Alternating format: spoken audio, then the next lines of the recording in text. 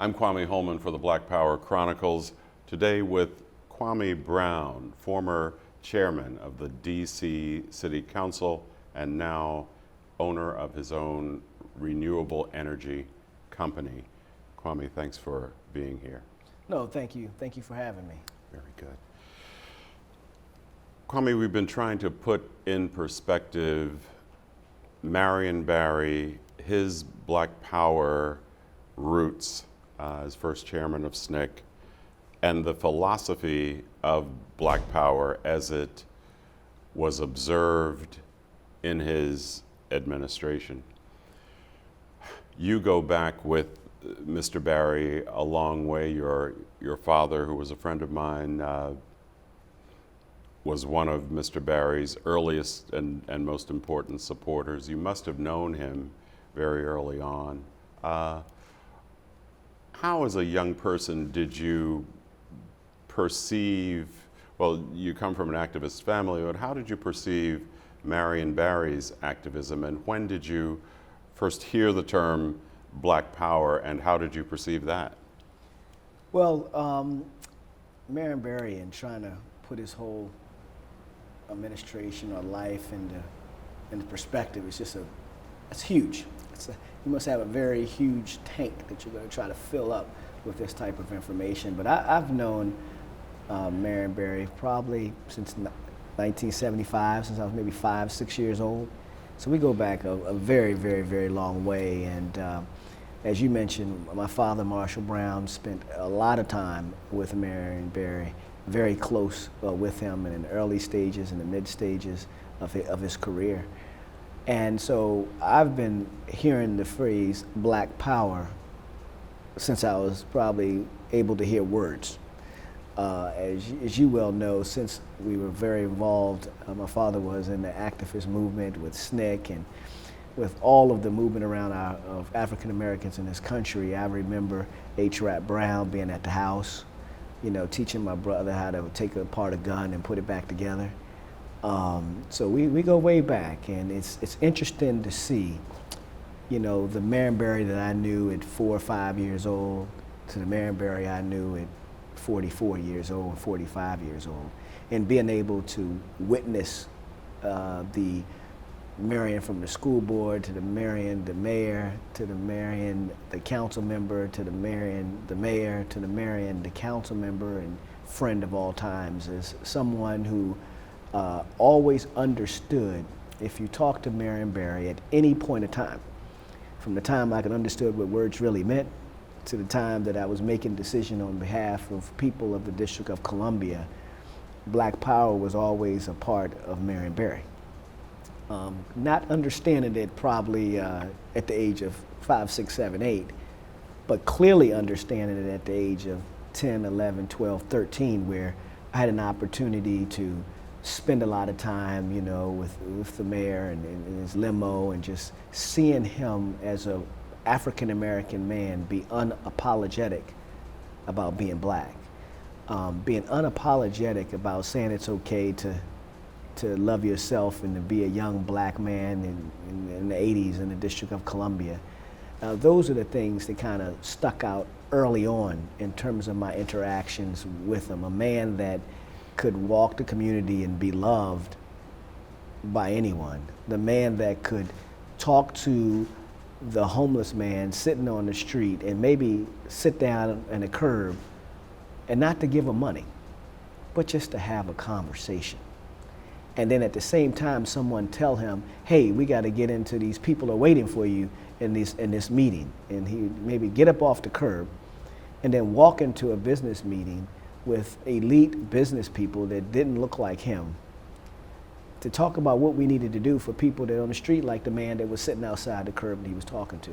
When you see that type of stuff at an early age, it gives you an understanding of the sensibility of Marion the man, Marion the legend, Marion who embraced Black Power unapologetically. You had H. Rep. Brown at the House. He represented a wing of the movement that talked about violent struggle. the phrase was out there as you were growing up, and you saw Marion Barry implement a kind of it of Black Power when you were very young. What did the concept come to mean to Kwame Brown, the adolescent on his way into the life of a young man? You know, back then, it kind of, to me, Black Power just stood for trying to be equal, trying to have some the ability to do what others can do, not to be second class, and to feel Black Power was feeling good, just about being black.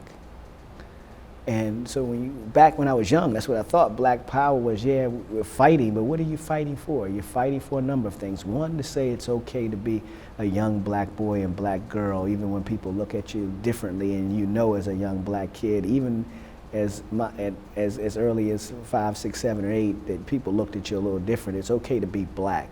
Black Power means it's okay to fight. You know, fight for something that you believe is right.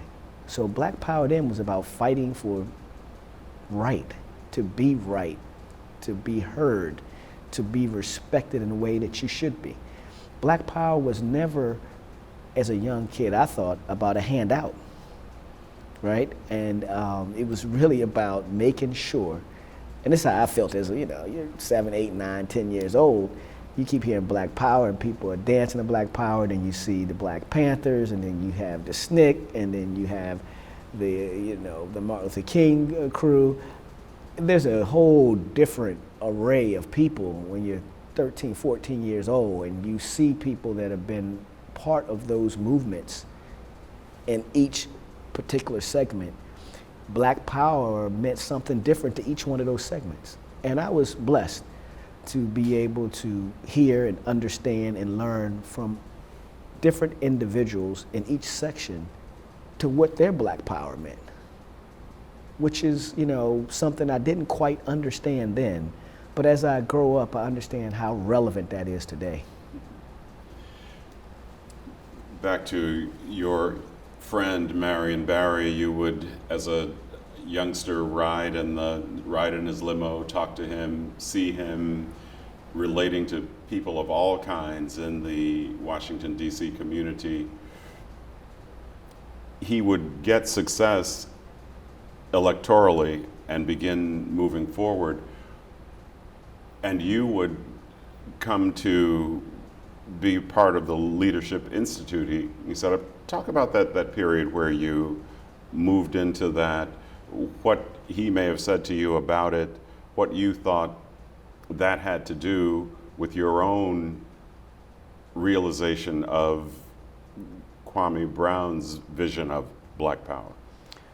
Well, the Marion Barry Youth Leadership Institute, which is a staple here in the District of Columbia, I was proud to, as the council member, make that a law, so no longer can anyone decide whether they're going to fund the institute or they're not going to fund the institute. It's a staple now, so it's not going to go anywhere. Now it's called the Marion Barry Youth Leadership Institute, named after Marion Barry. But you know, it was the vision of I would say the younger Marion that understood that in order to create, you know, the definition of Black Power, you had to make sure at that time that the next generation of leaders that would be coming up are nurtured in a way that gives them a sense of who they are, what they can achieve, how the political process worked, how the definition of a leader is defined, and not let society define what that means to, at that time, African American youth in the District of Columbia. So the Marion Barry Youth Leadership Institute was a place where you would learn, one, about the city in its entirety. You would learn about the ANC in the area that you lived in. You would learn about who your representatives were from an ANC to the school board, to who's on the boards and commissions, and who was your council member and who was the mayor. And there you would learn how to public speaking. You would take public speaking courses where some people never just learn how to, speak. That's where I learned public speaking. Everything that I learned and developed was in the Marion Barry Youth Leadership Institute, because they instilled in you that you are someone, that you are great, that even though you are black, that you're beautiful, and that you can compete on any level and be better at any given time. And that's what the Institute was all about. And Marion had this vision with Norm Nixon and Kimber Hughes and some of the original first mayors of the Marion Barry Youth Leadership Institute, was to have youth on every single commission in the city. So he would take and have one youth would be represented on every boards and commission. And I think he understood, coming from SNCC, coming from the ability of an activist, and being young, because all those folks were young back then, right? We kind of forget, but they were all young. But they had the vision, and they had the tenacity to really talk about what was needed and change the dynamics. And I think Marion always understood, even though he was getting older, you still needed those young folks to feel the same way they did 20 years ago before he was mayor. And I think that's what he created in the Marion Barry Youth Leadership Institute. And he kind of put a twist to it, which I think is important, that people don't really take time to recognize. Not only was the Institute was not about a summer job, it was about creating leaders. It was about creating leaders, whether those that wanted to go and study law, or those who wanted to get into medical profession, those that wanted to enter public policy and public office. That's what Marion was trying to create. But those leaders understood black power, and it's okay to be black, and who they were. And the objective was to continue to spread that love to those that were behind them. And that's why the Marion Barry Youth Leadership Institute was almost what I consider the fraternity of Washington, D.C. If you walk down the street at any given time, or those that now are in positions to hire people, and you look at someone's resume, and it says they were part of the Marion Barry Youth Leadership Institute, it was almost a signal that they've had something, that they kind of been through something. They kind of understand, no matter where they were in life, that they still had an obligation to make sure that black people had a fair shot. For those that should be given the opportunity to. And if there's a tie, right? If there's a tie, the tie goes to the runner. And if the runner is a black person, that's where that tie goes to. Because we've seen so long how that never happens. So it was almost like a fraternity and sorority, and it's the same way in different other social organizations. That's what the Marion Barry Youth Leadership was really, really all about, and what it really, really created. You would see other people who would come after you and your peers who are also in the Institute. Where did they come from? What became of them? Well, it was interesting because some of my closest and dear friends, and we've been friends for 30 years, were all through the Marion Barry Youth Leadership Institute. Because what people don't talk about is that back then, the Mayor's Youth Leadership Institute, you would have a program which you would stay on a college campus. And that college campus back then was Howard University. So it's nothing more blacker than Howard University. So you have a program with black youth to inspire them to be great black leaders, stand at Howard University, which is the mecca of universities, HBCUs in the country, and for the first time from all over the city. So this city is made up of Northwest, Northeast, Southwest, Southeast. You're in the dorm, and you stay and live on that dorm for 2 to 3 weeks. It was the first time in my life that I've ever been on a college campus. I didn't know anything about college. But I arrived there at 14 years old to have a roommate that lived on another side of town. I didn't know him, he didn't know me. And across the hall were people that lived in Montana, and people that lived in different housing projects throughout the city that didn't even get along when they were at home. But here we are all staying in a dorm at Howard University. And we would get up and we would go have breakfast in the same place that college students had breakfast. And we would leave breakfast and be responsible for going to work, because it was a summer job and we would have to be at work at a certain time, and we would get on the metro or the bus and we would go to work. So we would go to work for the time allotted that we were supposed to be at work, and then after work we would come back to Howard University to our dorm. When we got back to our dorm, then we would go through a series of exercises that deal with public speaking, that deal with leadership abilities, that deal with things that were going on in the community, to deal with public policy, to deal with those type of items of how we could make the District of Columbia a better place. And then after that, we would go to dinner on the campus, and we then go to sleep, and then we get up and we do this thing for 2 weeks straight. So most people who had an opportunity to stay on this college campus, it was important because he created a program that created a Ward 1 council member, a Ward 2 council member, a Ward 3 council member, a Ward 4. As you know, there are 8 wards in the city, and we have all 8 council members that are youth that would vie and get votes and talk to each other about who's going to run the election to be the Ward 1 youth council member and who's going to be the at-large council member. And then we had a youth mayor, and that's where the youth mayor concept came, that Marion helped create, and then someone would run and they would be the youth mayor. So you would have, through the Institute, you would have this youth government, and that youth government would then parallel to the District of Columbia's government, and they would shadow those individuals. That's how Marion's thought process is. He always wanted to know. He would come by the Institute, what's going on? What are y'all talking about? What do you think? What you think about this? What you think about that? I don't care. What you think? Tell me what you think. Don't tell me what you hear on TV. Tell me what you think. And it'd be interesting that he would even listen to some of those things and try to implement. So, and at the same time, as a black man, young man, on a black college campus, the Mecca,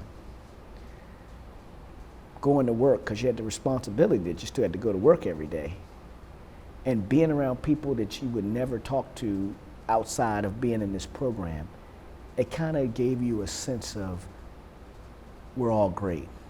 We're all great black people that are creating some sort of change and networking amongst ourselves. People who never stood up and spoke in front of anyone now were great speakers. People that had great ideas for black people, unapologetic to share those ideas. People that like to write raps were now understanding what it's like to write stories around what's going on in their community. That's what the Marion Barry Youth Leadership Institute was all about, and I'm pretty sure that's why they tried to kill the Youth Leadership Institute for so long, funding-wise, because some people just don't understand how important it is to invest in young black people, and Marion Barry understood that very well. You know, when the mayor was elected, when Mayor Barry was elected first in 78, he did so with a coalition of whites and gays and lesbians and poor people and older people, people of all colors and from all across the city.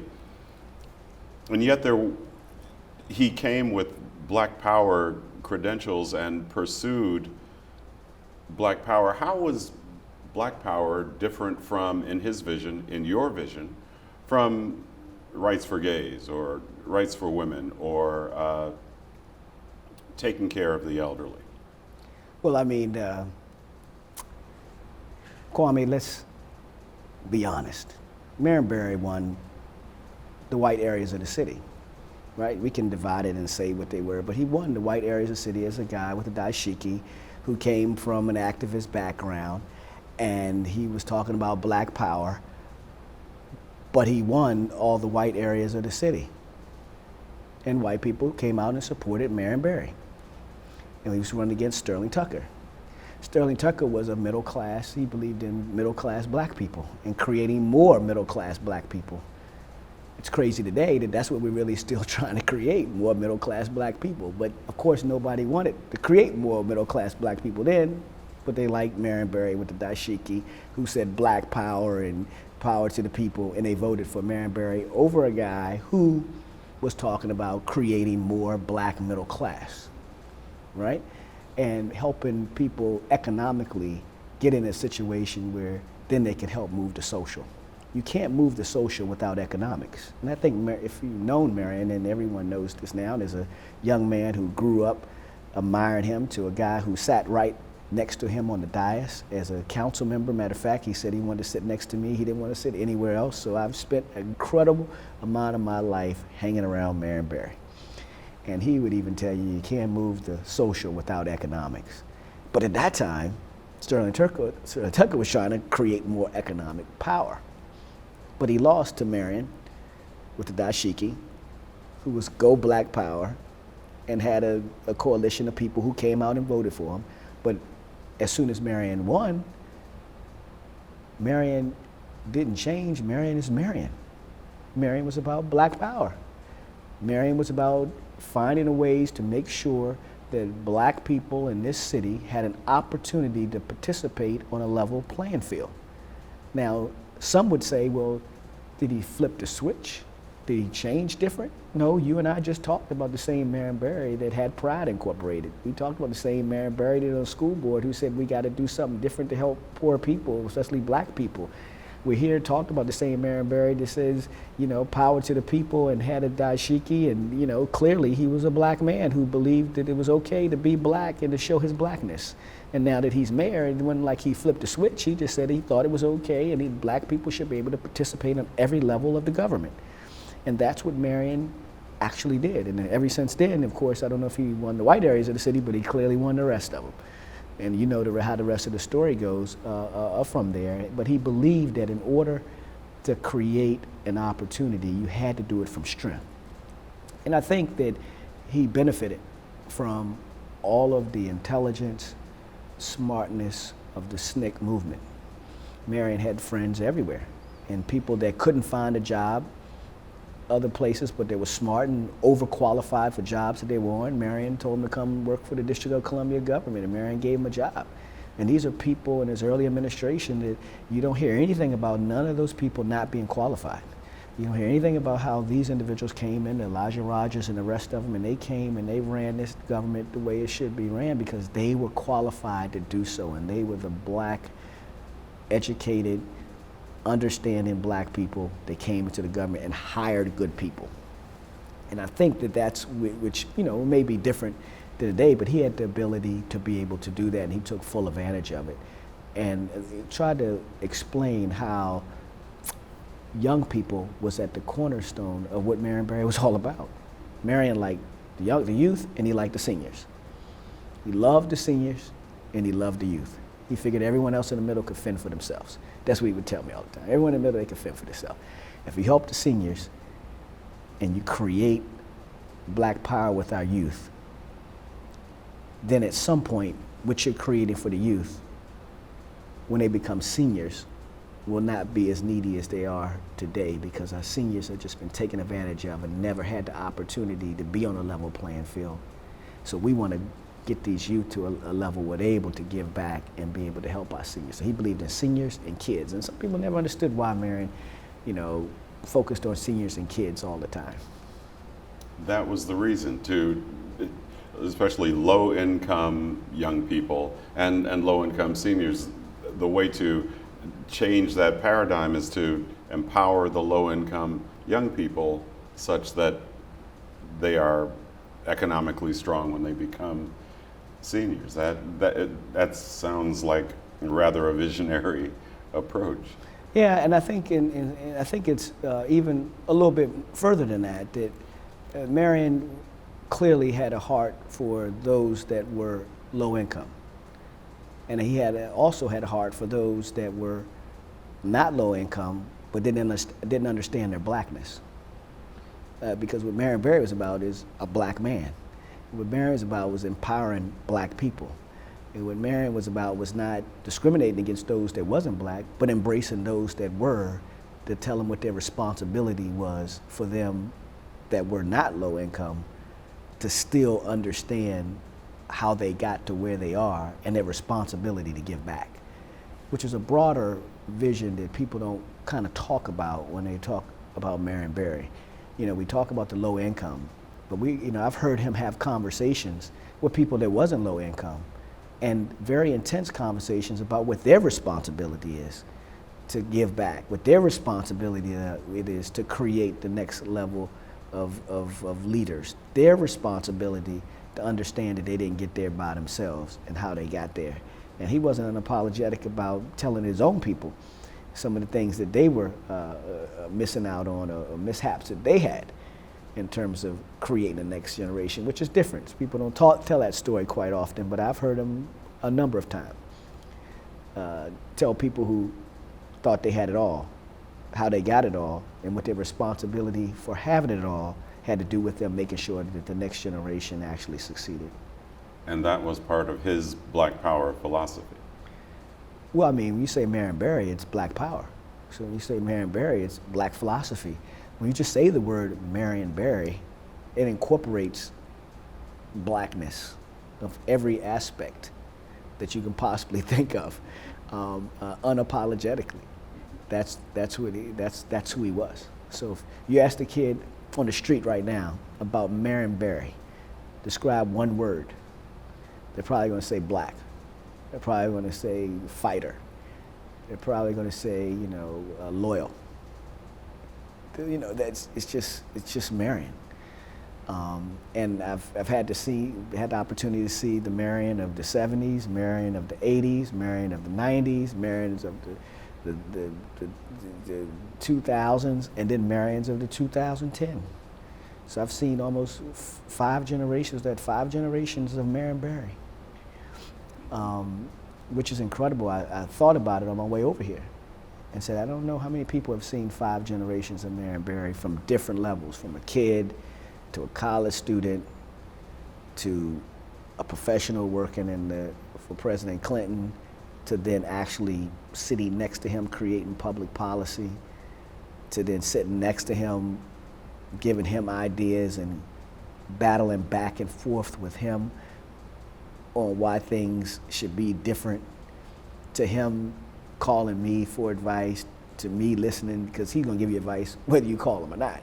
So to me, listening to Marion, to the phone calls of him calling me saying, what do you think about this, or what do you think about that, give me your opinion. Marion was never one to shy away from getting advice or information. He was never one to shy away from saying, how does that help black people? That was probably the question, him asking the question, you giving an answer, and then him saying, how does it help black people? Why did he say that? Why did he believe that? Well, it depends on the Marion Barry you was talking about. And that's why I said, because of my long history with Marion, it wasn't clearly the 70s, 80s, and 90s, but it clearly was in the 2000s and it was in the 2010s where we were working together closely, and he was the Ward 8 council member that represented Ward 8, which was largely African Americans, and that was his thing. All I care about is what are we doing back to the, you think about this. This was in the 2010, 2009, 10, 11, 8, 7, from 78 or 72, or forgot what, in the 70s, to then, we're having the same conversation of how do you help black people. It's amazing when you think about that, right? What does this do for black people? So if I'm going to vote this way, how does that affect black people? Or when I was chairman and responsible for the $11 billion budget, he said, Kwame, I'm so happy, I'm happy you're here because you understand this finance. You understand this money. So during the budget time, he'd always say, black people gotta have some money, Kwame. Make sure we gotta get some money. Black people gotta get some money. My folks need some money. How much money is it for black people?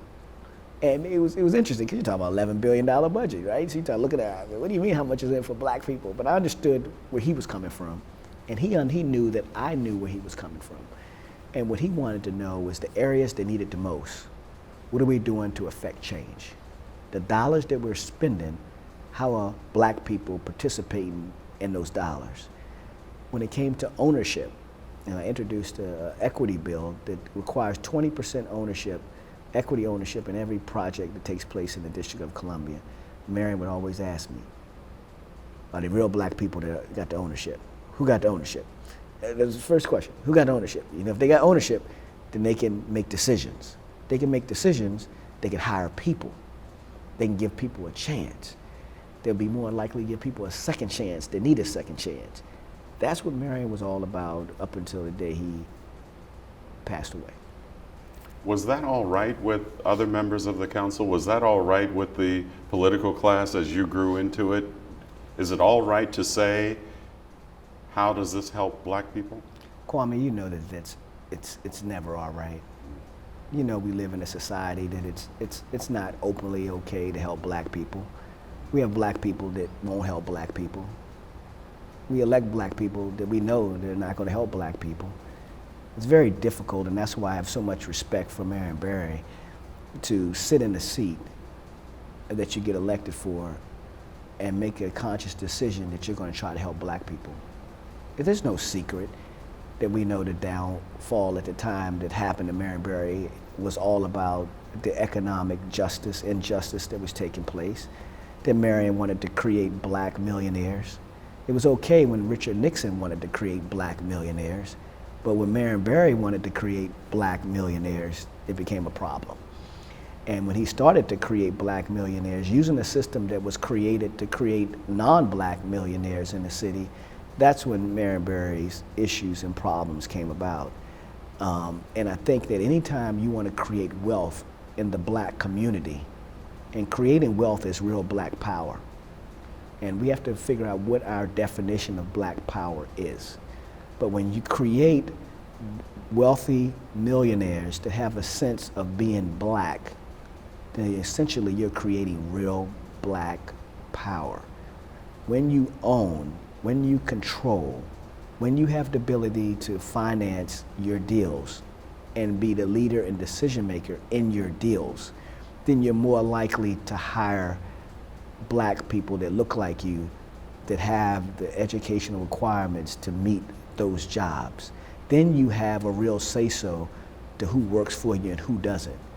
When you hire subcontractors, you have the say-so to require them to look like you.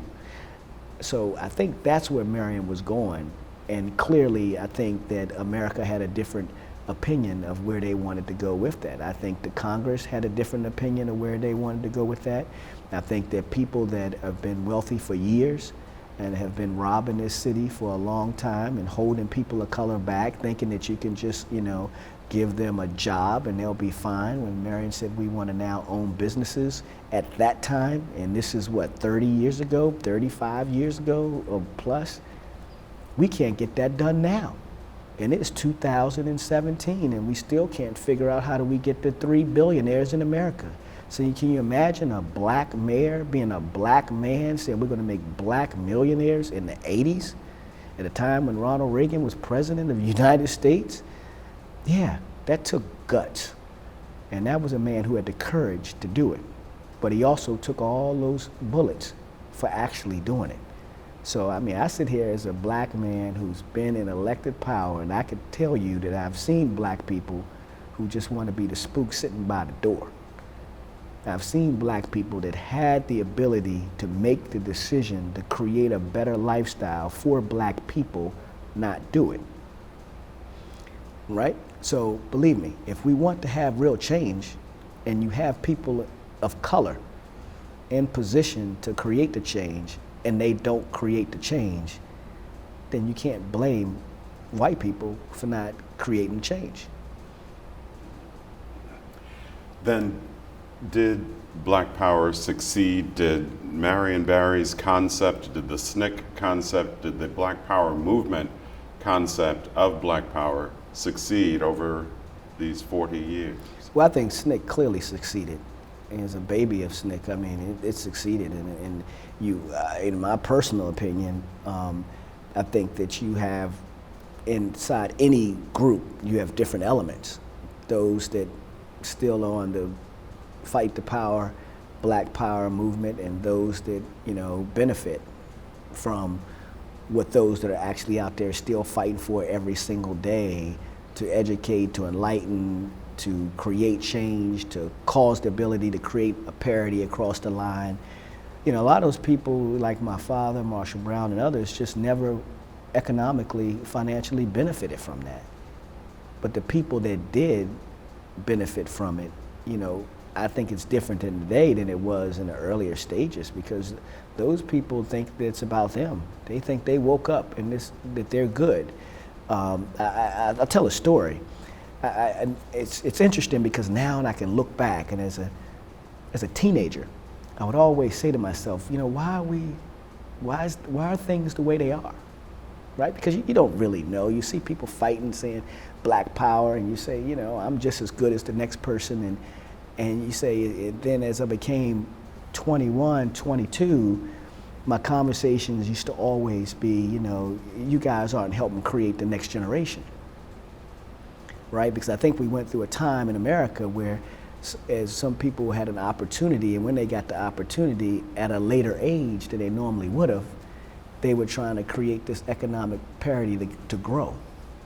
So while they're growing, they didn't really step back and take the next generation, because the next generation was ready to take over, but you can't take over because they just got it, right? And that's why people, are trying to make money at 50, 60, and they don't want to let go because they just now starting to make that money.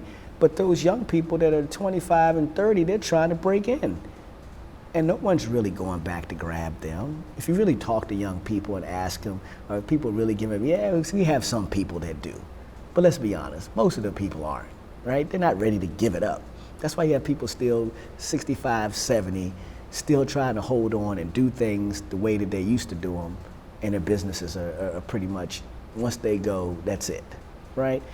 And Marion always had the vision to figure out how to keep these young folks moving, how to keep these young folks going. It's a difference between someone who is white in 21 and someone who's black in 21. Right? They get 21, they're gone.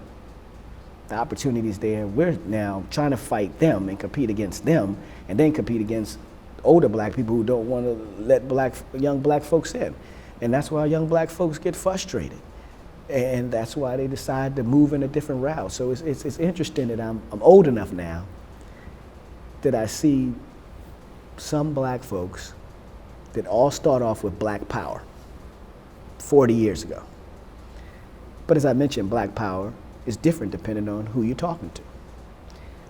Their Black Power is that they've made it, and since they think they've made it, but really they haven't made it, but they think they made it, so let's just say they made it. And they're doing well, and they want to figure out how to keep doing well. But they don't really want and they had kids, and their kids grow up looking at them, figure out how to be better, and using their definition of Black Power. And their Black Power is that everyone has to pull their bootstraps, and some people are gonna just be poor because something's wrong with them, but that's the way they are. And then they have kids. Then there's some people, Black Power, from a Marion Barry perspective and SNCC perspective, and they always fighting for the people, and there's something inside of them that says no matter where you get in life, you still are obligated to help your people. And they have kids that grow with that same sense and that same sense of urgency.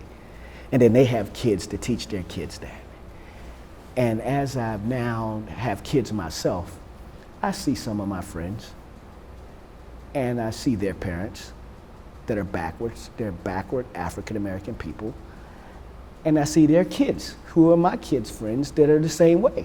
Now to understand how we create this generation of foolishness that's taken place for so long. And the question is, that's just a small group, because my father is here, he would always tell me, that's not everyone, that's a small group. And it is a small group. But I see how their definition of Black Power is way different than my definition of Black Power. You have people that don't even want to send their kids to schools with black people. And these are people that I know, and they just I just can't do it. Right, so what they think? One day they're just gonna wake up and they're gonna be black? No, until they see something on TV, like the police shooting people, they say how unfair that is. or when they say that, you know, someone in their family gets arrested, how unfair that is. It's not, I don't know how, you know. Then they'll say, well, maybe the black person shouldn't have done this. So I think what Marion was trying to create and push all the time was a sense of black power being your responsibility to continue to let the next generation know what their responsibility was to continue to keep the movement going. And I think that's where it is. And somehow it's gotten lost, and it's very unfortunate that it has. And it's opportunities like this where people will be able to see video and footage and probably do more learning than they have listening to their parents and grandparents. Finally, Kwame, you know, there's been a lot of re-examination of history, of American history lately. What to do with Confederate statuary, the American Indian, Native American experience, more being discovered about the African experience. Part of the Black Power Chronicles mission is to create a library of information about this movement. What should American young people, students in high school, K through 12, understand about the Black Power movement in America? What's important to know? I think the important sense of black power for our young folks, and I say this because I have two kids, one that's 14 and one that's 15. Their definition of black power is that you're black, you're beautiful, that you can be stronger, you can be smarter, you can achieve anything that you want to achieve, that education is power, but self-identity is number one. And that is to understand that as you move through society, your job is to explain to your friends what black power is. It's sad that we have to explain to other black people what black power is, which, you know, is mind-boggling to me, but you have to do that, and we can't take that for granted. And that's one of the things that you're talking about. We're going to lay out what black power is because so many people that are black don't even understand what black power is. How did that go away? Because they don't believe that the struggle is real until, you know, administration changes, so until someone tells them that something happens to their family, then it becomes real. No, black power is as strong today as it was back in 1968. Black power and being equal, black power and having the opportunity to economically participate is just as strong. We're excited about a black president, not about how many black millionaires were created when we had a black president, not about how many contractors grew when we had a black president, not about how did we economically move the needle at a time over 8 years that we had an opportunity to move the needle. Most people know if you are a oil producing family and you become president of the United States, that you're going to be favorable to oil producing people. It's nature. Nothing wrong with that, right? It's just what it is. And I think that history will look back and say, how did African Americans benefit? And where are we now today as we move forward, right? So black power is now been diluted to, you had a president that was black. So that was the most powerful place you could be, so everything's okay. When we still have high crime, when we still have high unemployment, when we still have businesses that are black businesses that were doing business with the government did not increase but decreased. I want to get back to what I believe black power is about. It's creating the ability to sufficiently be able to move the needle and create discussions, and that is the creation of wealth. If we don't get to talking about the creation of wealth for black people, then we're only going to be talking about how do you help us get jobs? How do you help us, you know, get more money to our communities? How do you help us, you know, better educate our kids? It's always a hand out, not a hand down. So I think in our next fight and we've been talking about this since 1996, 1997, is economic power. And if the definition of black power and economic and wealth is not created into that particular definition, then my kids will be sitting here having the same conversation with someone else in 2042 about, tell me about black power from 60s to 2032. It's a cycle that continues to perpetuate the same sort of pathologies that we see in our communities. Because remember, the social cannot move to economics, but it was necessary to take us from where we are to where we need to be. And the question is, we went from here to here, and we've been fighting here for so long because we really need to get to here. In order to get here, it's going to create, economics is going to help us get there. Okay.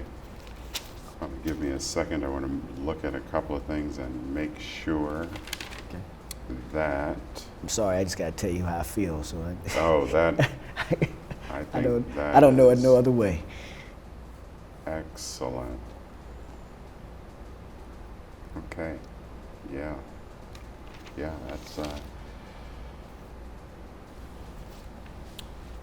that's excellent. Maybe one last little thing.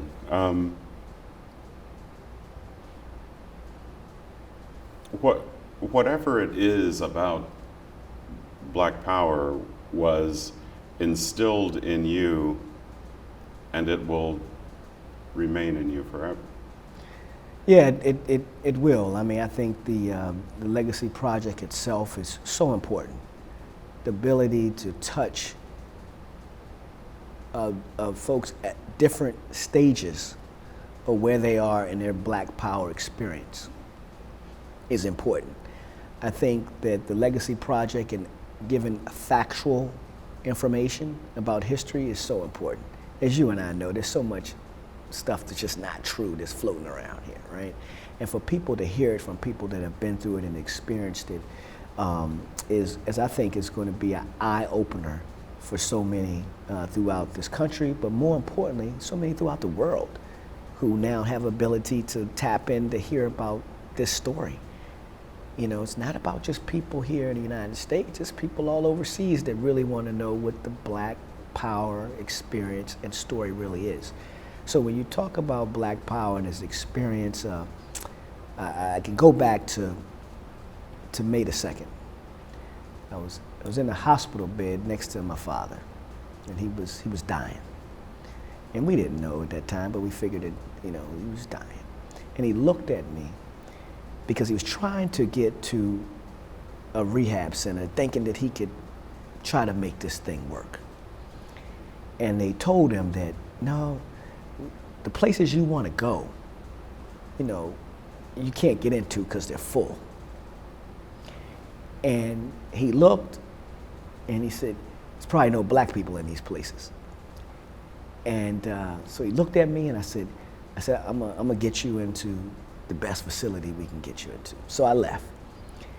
And I come back in the room and he would look at me and I look at him, I give him a nod, and we was able to work it out. And when I told him he was going to a facility, one of the best facilities in the city, he looked at me and he said, it's black power.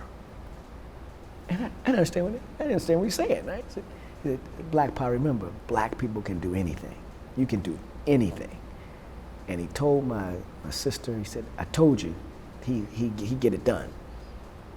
You guys can do anything. Black people are the smartest, strongest people on this earth. You can do anything that you want to do, you can make it happen. So when I think about black power, of course we think about the fight. Of course you think about the struggle. Of course you think about the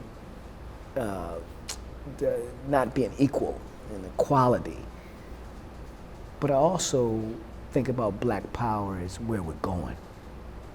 See, black power wasn't about yesterday. Black power is not about today. Black power is about tomorrow. And my obligation and what Marion's taught and what the Legacy and SNCC has taught is that black power doesn't end. Black power keeps going. It's just going in a different form. My kids are black power.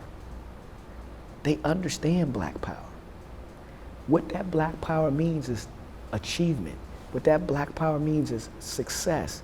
What that black power means is the love of black people. What that black power means is that you help black people, that you love black people, that you nourish black people. Black power is that it's okay to be black and be successful and to be unapologetic. So when you talk about black power, you know, it's depending on who you talk to, the definition is in whoever you're talking to. And what this project is going to do is put black power in the eyes and ears and hearts of tomorrow. You and I will be gone, right? But black power will always be here. Former DC City Council Chairman Kwame Brown, thank you very much. No, thank you. I appreciate you having me.